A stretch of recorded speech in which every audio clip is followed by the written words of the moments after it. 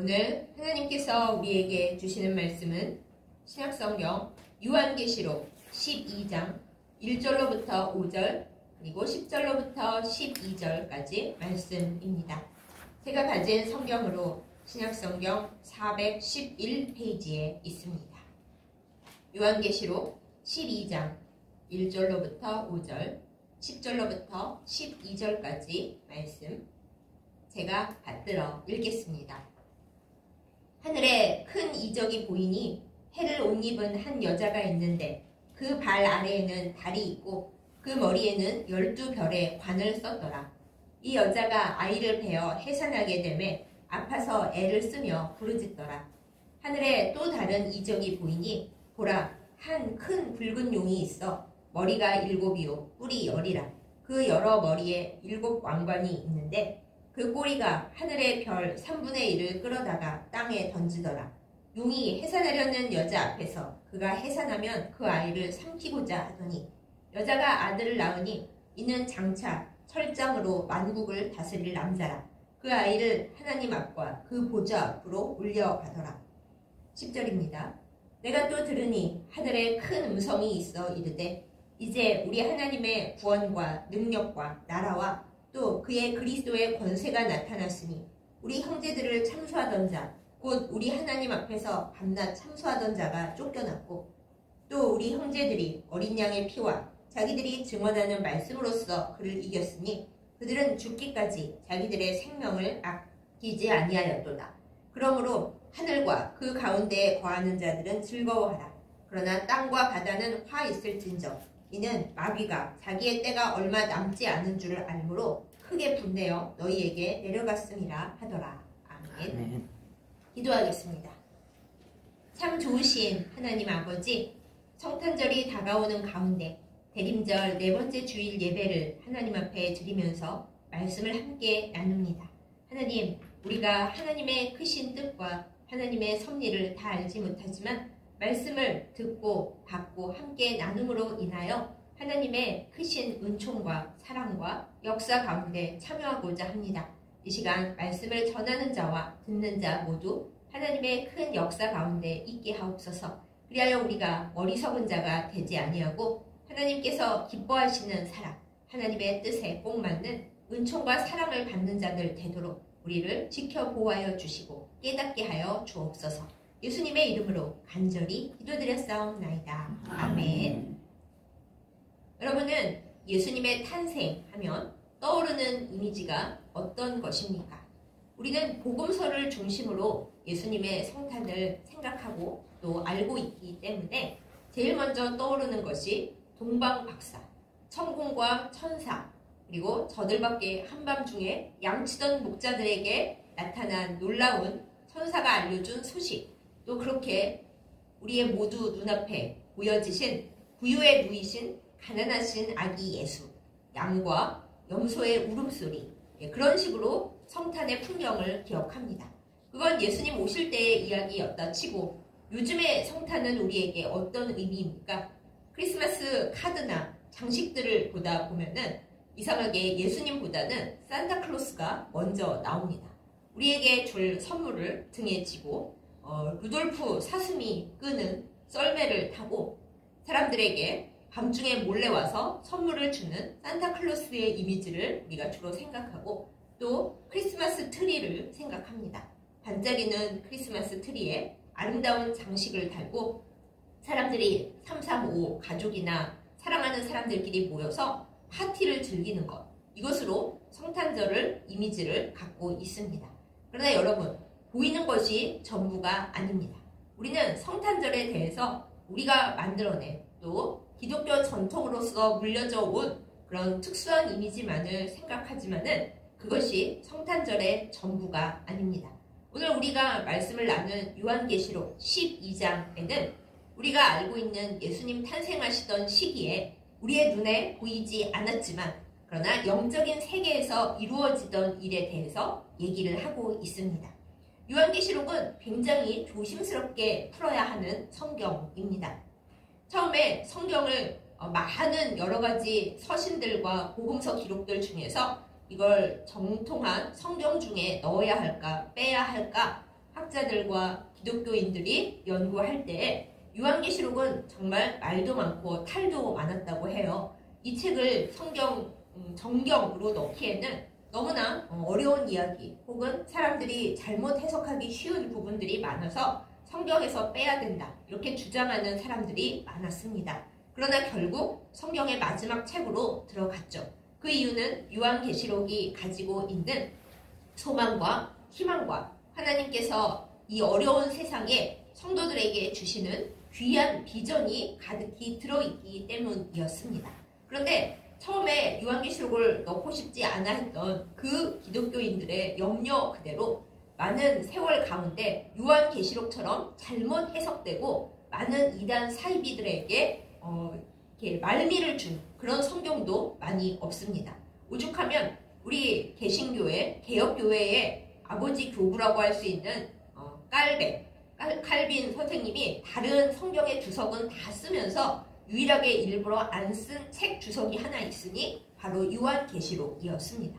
그분이 지식이 모자라서 안 썼겠습니까? 아니면 믿음이 모자라서 안 썼겠습니까?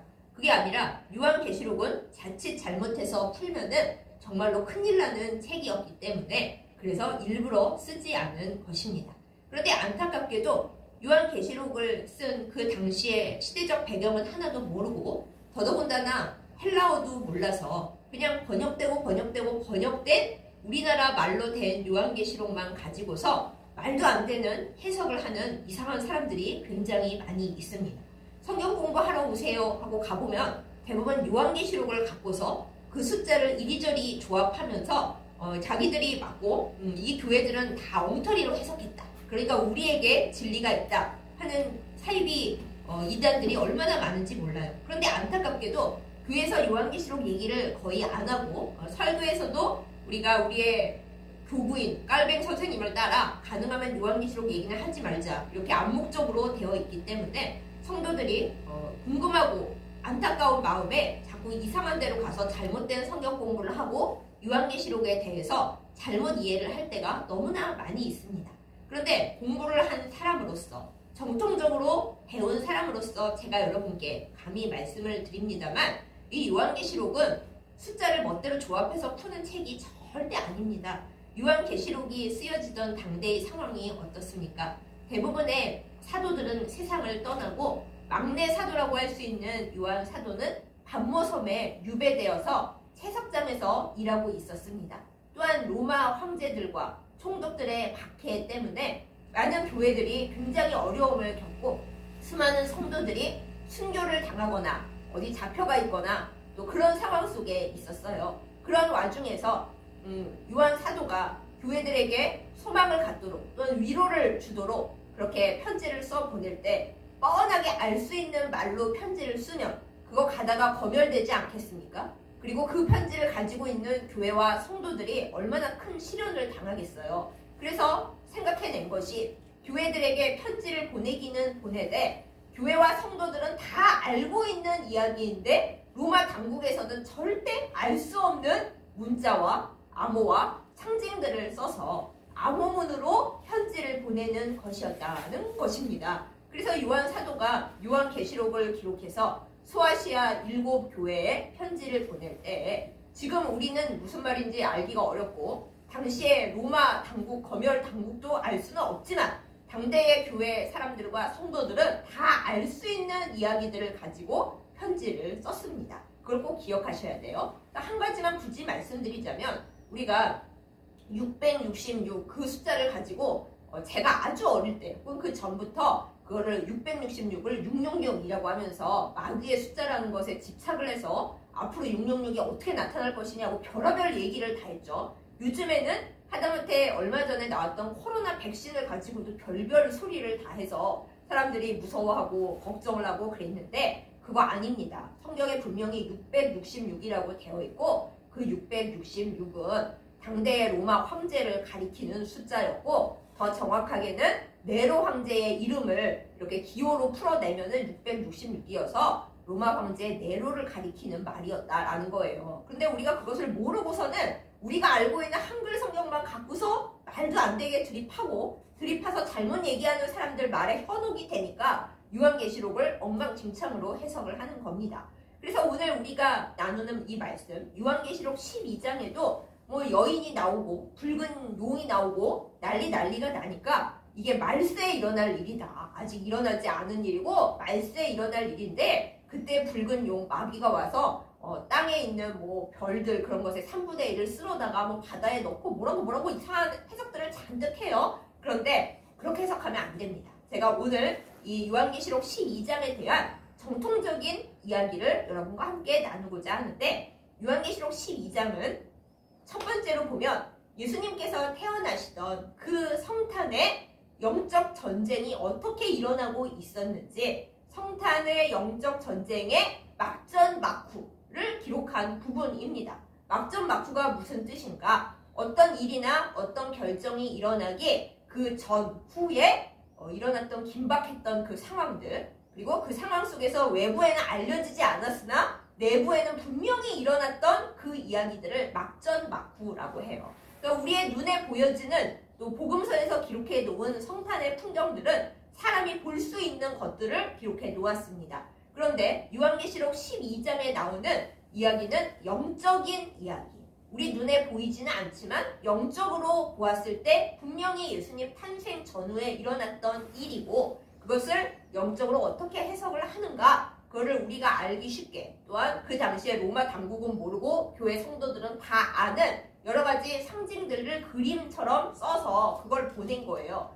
그러면 과거에 일어난 일이니까 지금 우리하고는 아무 쓸모도 없는데 그거를 왜 그 편지에 써놨을까요? 라고 여러분께서 물으신다면 예수님께서 탄생하시던 때에도 이처럼 영적 전쟁이 거세었고 우리가 보지 못하는 곳에서 천군 천사와 그리고 붉은 용으로 대표되는 마귀와 그 악한 무리들이 이렇게 열심히 싸우고 난리가 났는데 그러면 지금 우리들은 어떻습니까? 예수님을 믿고 예수님을 사랑하고 예수님의 이름을 이 세상에 널리 전파하는 사명을 가지고 살아가는 예수님의 백성들은 온전히 살아가고 온전히 주님의 자녀들로 거듭나며 태어나기 위해서 어떤 영적인 전쟁을 겪고 있을까요?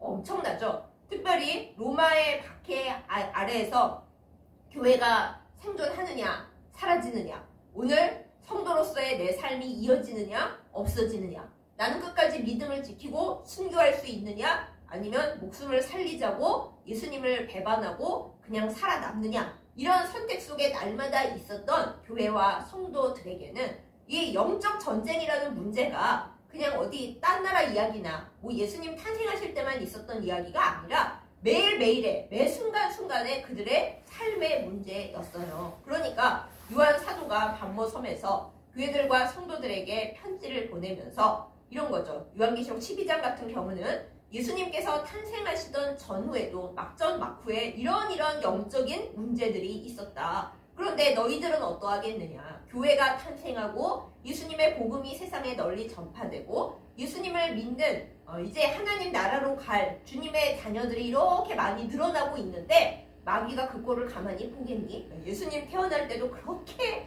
예수님을 가져서 예수님을 해산하게 되는 마리아와 그 가족들을 그렇게 괴롭히고 죽이려고 온갖 악한 짓을 다 했던 마귀가 너희들과 교회는 가만히 두겠느냐. 그러니까 정신 똑바로 차리고 이 모든 일들을 영적으로 보고 이겨나가야 한다. 이 얘기를 하려고 요한계시록 12장에 성도들은 아는 얘기 그러나 로마 당국은 모르는 얘기 우리도 공부 안 하면 알 수 없는 얘기를 적어 놓은 것이다. 이걸 우리는 꼭 알아야 합니다.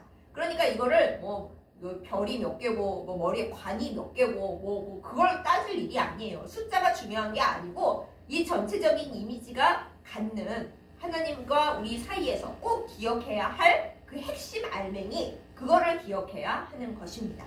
그럼 오늘의 말씀을 우리가 잠깐 보겠습니다. 어느 하늘의 이야기입니다. 어느 하늘의 이야기가 하늘에 예수님께서 태어나시던 시점의 이야기에 예수님의 어머니 마리아를 이제 마리아라고 쓰지 않고 해와 달과 별로 이렇게 주변을 둘러싼 한 여자 이야기를 해요. 그 여인이 이제 아이를 가져서 해산을 하게 되어서 아파서 막 울부짖는데 성경에는 해산하는 여인이 얼마나 아프게 그 해산을 하는지 그 이야기가 자주 등장을 합니다. 그래서 이 얘기에서는 예수님 이야기에도 얘기가 나오는데 죄송합니다. 예수님의 어머니 마리아가 만국을 다스릴 권세를 가지신 예수님을 이제 품고 해산하려고 할 때 밖에서 보기에도 상황이 많이 어려웠지만은 당대에 여러 압박들이 있었습니다. 일단 예수님이 태어나시던 그 상황이 어때요? 호적을 처리하러 베들레헴으로 오는데 예수님이 태어나실 만한, 마리아가 해산을 할 만한 마땅한 공간이 전혀 없었습니다. 그래서 헤매고 헤매다가 양과 염소들이 있는 오양간에서 예수님을 해산하게 되었죠. 얼마나 힘이 듭니까? 그 와중에 이제 예수님이 태어나려고 하는 상황에 하늘에서는 천군 천사들과 그 다음에 붉은 용으로 대변되는 사단의 무리가 영적으로 맞서 싸우고 있었다라는 거예요. 이 붉은 용은 오늘 말씀에 보면은 이 남자아이가 태어나면 잡아서 죽이려고 겨루면서 영적인 전쟁을 하고 있는 중이었습니다. 그걸 이 세상에서는 어떻게 표현이 되나요?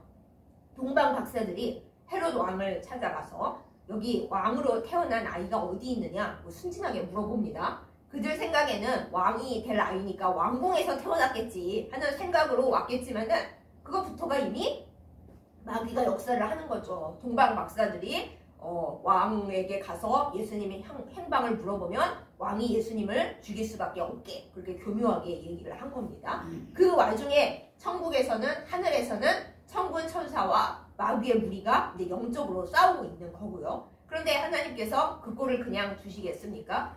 붉은 용의 여러 작전으로 헤롯 왕이 2살 이하의 산의 아이는 다 죽여라 이런 끔찍한 명령을 할 때 영적으로 볼 때는 이제 붉은 용과 그의 무리들이 천군 천사를 제압하고 그 아이를 죽여 없애야지 하고 하는 동안, 그러나 하나님께서 천사를 통하여 요셉의 꿈에 말씀을 하시죠.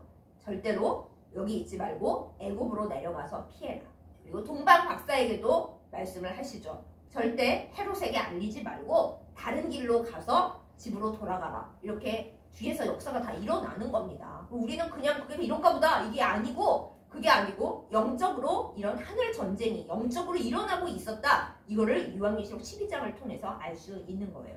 그래서 예수님이 태어나면 죽여버려야겠다 계획한 마귀와 그의 일당들 결국 실패했습니다. 실패하고 그거를 오늘 말씀에서는 결국에는 하늘 전쟁에서 져서 땅으로 쫓겨났다, 떨어졌다 이렇게 말을 하고 있어요. 그래서 예수님이 태어나면 없애버려서 하나님의 구원을 방해하고 못하게 하겠다는 이 악한 사단의 계획은 물 건너가고 걔네들은 어디로 갔느냐.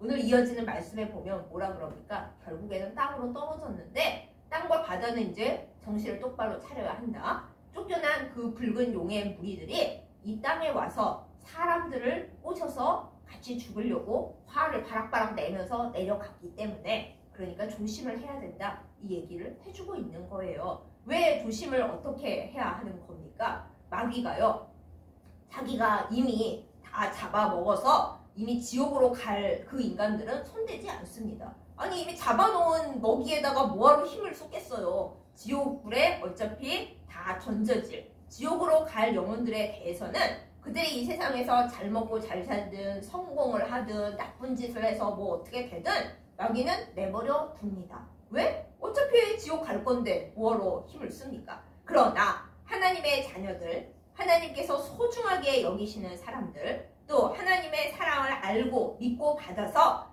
정말 하나님의 자녀로 살아야겠다 다짐하고 영적인 전투를 벌이고 있는 교회들과 하나님의 자녀들에게는 마귀가 어떻게 하겠어요? 예수님도 죽이려고 그랬는데 아니 우리를 그냥 냅두려고 하겠습니까? 예수님은 하늘의 천군 천사가 나서서 예수님을 보호했는데 우리는 어떨까요? 우리도 천군 천사가 보호하고, 특별히 예수님께서 하나님 보좌 우편에서 우리를 위해 간절히 기도하시면서 우리를 지키고 계시지만, 그러나 마귀가 지금 이 땅의 권세를 잡고 있잖아요. 그러니 우리에게 더 가까이 와서 우리가 연약하게 될 갖가지 방법을 다 쓰면서 영적인 전쟁을 계속 벌이고 있는 겁니다. 이것이 성탄 때 일어났고 지금은 교회와 성도들 사이에서 일어나고 있는 영적 전쟁의 막전막후라는 것이에요. 그런데 제가 왜 굳이 성탄절을 코앞에 두고 대림절 네 번째 주일에 이 설교를 드리고 있느냐? 이유가 있습니다.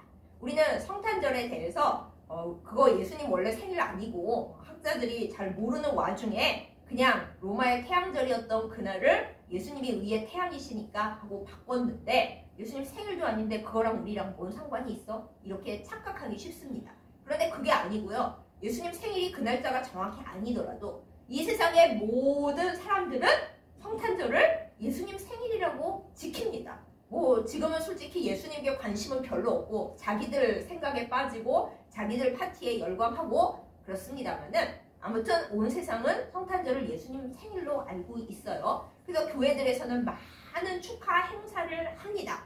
그런데 그때에 악한 마귀는 무슨 생각을 하겠어요?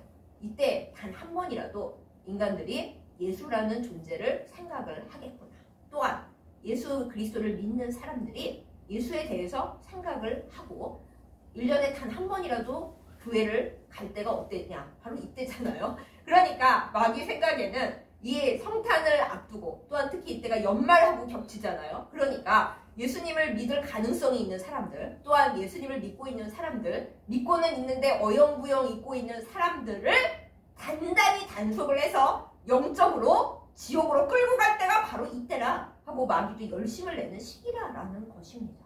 그래서 우리는 성탄절을 그냥 어영부영 지나가서는 절대 안 됩니다. 이 계시록 12장의 비전을 잘 생각하면서 예수님께서 이 땅에 태어나실 때에도 이렇게 마귀가 헤롯을 사용하고 또한 순진무구한 동방박사까지 이용해 가면서 이 난리 구판을 떨었는데 예수님 오신 날을 기억하면서 주님을 사랑하고 또 이왕이면 이웃도 사랑해야지 하고 마음을 다잡고 있는 정신 똑바로 차리려고 하는 주의 백성들을 얼마나 미워하고 얼마나 죽이려고 영적으로 밟아 누르려고 애쓰고 있을까? 이것을 우리는 영적 비전으로 알고 대처를 해야 한다는 것입니다. 우리가 복음서의 예쁜 풍경이나 생각하면서 그냥 평화롭게 달콤하게 성탄절을 그러고 있을 때가 아닙니다. 또 솔직히 말씀드리면 여러분 크리스마스 캐롤이나 그런 걸 들어보세요. 행복한 크리스마스를 간절히 바라고 축하하지만 잘 들어보면 대부분의 크리스마스 노래들은 되게 슬픕니다. 옛날에는 즐거운 크리스마스였는데 나는 지금 추억에 젖어 있네. 또 너와 함께하고 싶었는데 너는 오늘 없구나. 뭐 이런 노래들이 대부분이에요. 그래서 우리는 메리 크리스마스를 외치지만은 사실 성탄절에 더 많이 슬프고 더 많이 우울하고 더 많은 사건 사고가 일어나고 더 괴로워하는 더 불화가 많은 집이 굉장히 많습니다. 지금 여러분의 가슴에 여러분의 상황 속에 손을 얹고 한번 생각해 보세요. 나 지금 행복한가? 주님이 오신 성탄절이라 우리 집은 화목하고 먹을 것이 넘치고 잘 지내고 있는가? 그런 분은 정말 축하드립니다. 큰 복을 받으셨습니다. 그러나 우리 대부분은 마음 한구석이 허해요. 그냥 평범한 날이면 뭐 그냥 그렇구나 할 수도 있는데 성탄절인데 남들은 파티하는데 산타클로스가 선물도 갖다 준다는데 왜 우리 집은 이렇게 힘들고 먹을 것도 없고 카드는 막아야 되는데 돈도 없고 왜 우리 집은 다 이렇게 혈기왕성하게 서로 미워하고 싸우고 있을까? 그러면서 많은 사람들은 울적해집니다.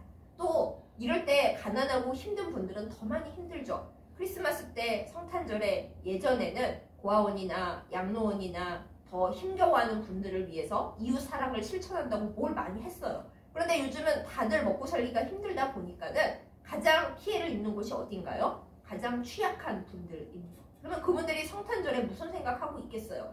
예수님이 온들 나하고 무슨 상관인가? 더 많이 슬프고 더 많이 서럽고 더 초라하구나. 이게 뭔가? 그러면서 마음이 점점점 떨어져 가고 마음이 점점점 삭막해 가고 그러면서 마귀가 좋아하는 그 상태로 점점점 떨어져 가는 겁니다. 그래서 성탄절에 우리가 영적으로 깨어서 이 영적인 비전을 바라보고 정신 똑바로 차리지 않으면 겉으로는 즐거운 크리스마스라고 하는데 우리의 영적 상태는 점점 더 지옥이 되어갈 확률이 굉장히 높아요. 그래서 이 크리스마스 이브인 대림절 네 번째 주일인 이 주일에 저는 여러분께 하나님의 말씀을 통하여 간절하게 호소합니다. 여러분, 우리는 지금 메리 크리스마스나 외치면서 파티할 때가 아니고요. 또 성탄절인데 나는 왜 이렇게 슬픈가 우울하게 앉아있을 때가 아닙니다. 우리는 예수님 태어나실 그때에 하늘에서 얼마나 엄청난 전쟁이 일어났었는가? 그거를 분명히 알고 있어야 합니다. 머리에 무려 왕관들을 쓰고 머리도 많고 뿔도 많은 붉은 용이 자기 졸개들을 데리고 예수님이 태어나면 죽여버려야지 하면서 천군 천사와 함께 하늘에서 막 싸우던 때가 바로 예수님 탄생하시던 때에 영적으로 일어난 일이에요. 우리 눈에는 안 보였지만 그러나 이 세상의 사건으로 보여지잖아요. 그런 것처럼 이 성탄절을 중심으로 하는 이 세상의 상황 속에서 우리가 안 보고 있는 사이, 못 보고 있는 사이 영적인 전쟁이 엄청나게 벌어지고 있습니다. 우리 각자의 마음 속에서, 우리 각자의 생활 속에서, 그리고 이 세상의 형편 속에서 여러분이 모르고 지나가는 누군가의 생활 속에서, 그들의 마음 속에서 영적 전쟁이 엄청나게 벌어지고 있습니다. 하나님께서 소중하게 여기시는 사람들일수록, 하나님의 자녀이고 하나님의 자녀에 근접하고 있는 사람일수록 더 많이 힘겹고 어려울 수 있습니다. 마귀에 속한 사람은 얘기를 하지 마세요. 어차피 마귀가 안 건드립니다. 이미 지옥 갈 건데 뭘 건드리겠어요. 다만 지금 여러분이 힘드시다면, 아니 나는 예수님 믿고 하나님 사랑하고 예수님 믿는데 왜 이렇게 힘이 들고 왜 이렇게 상황이 어려울까? 간단해요. 마귀가 우리를 잡고서 영적으로 침체되게 하고 하나님으로부터 떨어지게 하기 위해 우리 주변에서 영적 전쟁을 하고 있기 때문에 그렇습니다. 그러나 여러분, 우리 실망하지 말기로 해요. 예수님께서 태어나실 때 예수님을 지키고 영적 전쟁을 벌였던 천군 천사를 하나님께서 여러분과 저에게, 우리에게 보내어 지켜주고 계십니다. 우리 눈에는 안 보이지만 하나님의 천군 천사가 우리 주 예수님께서 우리를 둘러싸고 지키시면서 우리를 잡아먹으려 하는 악한 세력들을 물리쳐 주고 계십니다. 그것을 믿어야 우리가 삽니다. 그것을 알아야 우리가 삽니다. 그렇다고 우리가 예수님과 천군 천사가 그럼 알아서 싸워줄 테니 우리는 아무것도 안 해도 되겠네? 그럴 건가요? 그렇지 않습니다. 예수님께서 태어나실 때 분명히 예수님의 어머니 마리아는 그 아파서 해산하는 고통을 견뎌야만 했습니다. 세상에 해산할 때 얼마나 힘든데 잠잘 곳도 없고 애 낳을 곳도 없고 헤매고 다녀야 해요. 너무나 힘들잖아요. 그러나 마리아는 그 고통을 겪고서 예수님을 출산했습니다. 마리아의 남편이자 예수님이 이 세상에 계실 때 육신적 가장이었던 요셉은 어때요? 그 소문 많고 탈 많은 예수님을 가졌다고 시끄러워진 마리아를 아내로 맞아들이고 그 만삭이 된 마리아를 데리고 호적하러 베들레헴까지 내려와서 있을 곳도 없는데 그거를 구하느라 애를 쓰고 또 기껏 이제 됐나 했더니 헤롯이 애들 죽이려고 하니까 너 애굽으로 피난 가야 된다. 얼마나 고생스러운 상황이었겠습니까? 그런데 하늘에서 영적 전쟁이 벌어지고 천군 천사가 싸우고 있는 와중에 이 세상에 있는 사람들도 분명히 해야 할 일이 있다라는 것입니다. 우리는 그것을 우리의 말로 고생이라고 불러요. 고생과 환난과 핍박이 심하나 그러나 우리가 하나님을 믿고 끝까지 주님을 붙들고 나를 위해 하나님께서 보내신 천군 천사가 나를 지키기 위해 싸우고 있다. 악한 마귀의 세력, 붉은 용의 세력들을 쫓아내기 위해 싸우고 있다. 이것을 우리가 믿음으로 받고 주님을 의지하여 굳건하게 이겨낸다면 마침내 붉은 용과 그의 무리들이 하늘에서 떨어지고 쫓겨난 것처럼 하나님께서 우리를 위하여 그들을 쫓아내시는 날이, 그 시간이 분명히 이를 것입니다.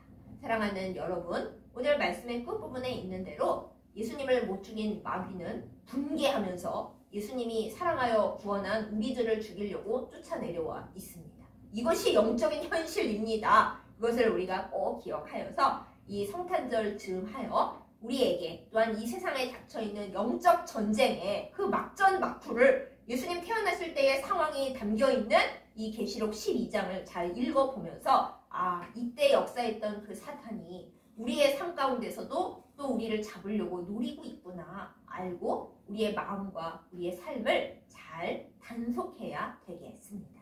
여러분, 지금 어떤 상황 중에 있으십니까? 메리 크리스마스입니까? 감사하시기 바랍니다. 그러나 선줄로 생각한 자 넘어지기 쉽고 감사하고 행복한 자 사탄이 가만히 그 꼴을 보겠어요? 저거 잡으러 가자 하고 오겠죠? 우리가 마음을 잘 지켜서 우는 사자와 같이 우리를 잡으러 돌아다니는 그 악한 마귀를 예수 그리스도의 이름으로 싸워서 대적해야 되겠습니다. 또한 이 성탄절 즈음에 누구보다도 마음이 아프고 슬퍼하고 걱정, 근심과 괴로움에 빠져있는 그 누군가를 위해서 우리가 기도도 할 뿐 아니라 그 누군가를 살리는 예수 그리스도의 군사가 되어야 하겠습니다.